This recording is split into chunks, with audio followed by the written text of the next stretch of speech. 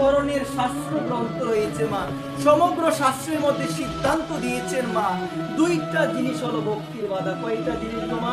দুইটা জিনিস। ওই দুইটা জিনিস হলো ভক্তির বাধা। কিন্তু মা হরিভক্তি বিলাসীর মধ্যে মা একদম শেষের দিকে গোস্বামীপাদ আরেকটা জিনিসকে লাগিয়ে দিয়েছে। একটু দেন দিয়ে শোনো মা। বলছি ভক্তির বাধা মানে ভজনের ক্ষেত্রে দুটা বাধা, কামিনী কাঞ্চন। সবাই বলো মা, কামিনী কাঞ্চন। এই কামিনী এবং কাঞ্চন মানে ধনের প্রতি লোভ, কামনা, সাংসারিক বাসনার প্রতি লোভ। এই কামনী কাঞ্চনই হলো ভক্তির পথে সব থেকে বড় বাধা। কিন্তু বলছেন কি গোস্বামী তুলসীদাস, বিশ্ব মানব সমাজ এই দুইটার মধ্যে তারা পড়ে গেল। আরেকটা জিনিস আছে, যে জিনিসটা বিশ্ব শুধু মানব সমাজ নয়, বিশ্ব সাধু সমাজকেও কি করব একদম অধপতনের দিকে নিয়ে যায়। একবার শাস্ত্র বলতে যত ধরনের শাস্ত্র কি বলছে তোমার ভক্তির বাধা কয়টা সবাই বলেন?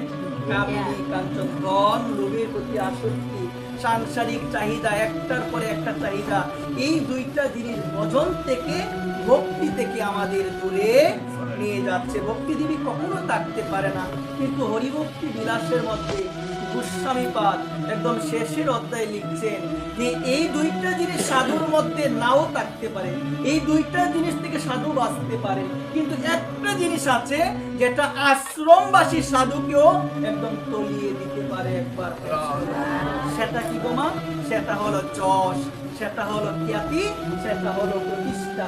এই প্রতিষ্ঠাটা কিরকম দেখবেন, এমন আমরা বলি না যে অমুক গুরুদেবের অনেক শিষ্য হয়ে গিয়েছে, অমুক গুরুদেবের শিষ্য বেশি, অমুক গুরুদেবের সম্মান বেশি, অমুক গুরুদেব হলো মহন্ত মহারাজ, অনেকে বলে না ওইরকম বলে মা। এই যে প্রতিষ্ঠা, তো বলছেন কি গোস্বামীপাদ বলছেন কামিনী কাঞ্চন থেকে সাধু বাঁচতে পারে, সাধু বাঁচতে পারে, কিন্তু প্রতিষ্ঠা থেকে এত সহজে সাধু বাঁচতে পারে।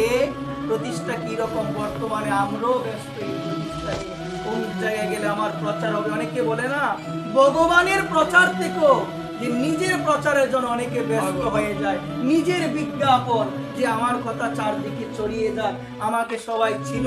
ওই রকম যে প্রতিষ্ঠাটা, ওই প্রতিষ্ঠা হলো সুপুরীর বিস্তার সমান।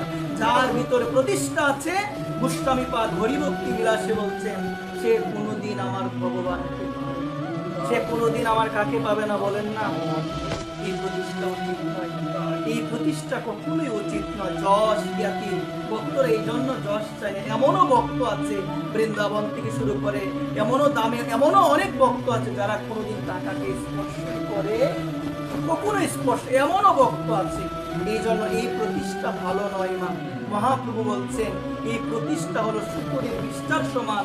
ভক্ত জীবনে সম্মান চাই না, ভক্ত খ্যাতি চাই না, ভক্ত প্রতিষ্ঠা চাই না, ভক্ত তথাপি সবাইকে সম্মান দিতে চায়। এটি হলো মহাপ্রভুর শিক্ষা। জগতের বিপরীত শিক্ষাটা মহাপ্রভু দিয়ে গেল। জগতের শিক্ষা হলো কেউ আমাকে সম্মান জানিয়েছেন, অভিবাদন জানিয়েছেন, আমিও তাকে অভিবাদন জানাবো। কিন্তু মহাপ্রভুর শিক্ষা হলো তোমাকে কেউ সম্মান করুক বা না করুক, তুমি সবাইকে কৃষ্ণ জ্ঞানে তুমি জানবে তার ভিতরেও কৃষ্ণ আছে, তুমি সবাইকে সম্মান জীবের সম্মান দিবে যিনি কৃষ্ণ নিষ্ঠার। মা আমার মনে হয় কি ধর্মকর্ম যতই করি না কেন, যদি জীবকে সম্মান না দিতে পারি, ভগবানের সৃষ্ট মানুষকে সম্মান না দিতে পারি, ভালোভাবে কথাই না বলতে পারি মানুষের সঙ্গে, এই ধর্ম দিয়ে কি ভগবানকে পাওয়া সম্ভব? আওয়াজ নাই সম্ভব না, কখনো সম্ভব নয়। এই জন্য আচরণকে ভালো করতে, নিজে আচরণ করে জগৎকে শিক্ষা দিতে হবে।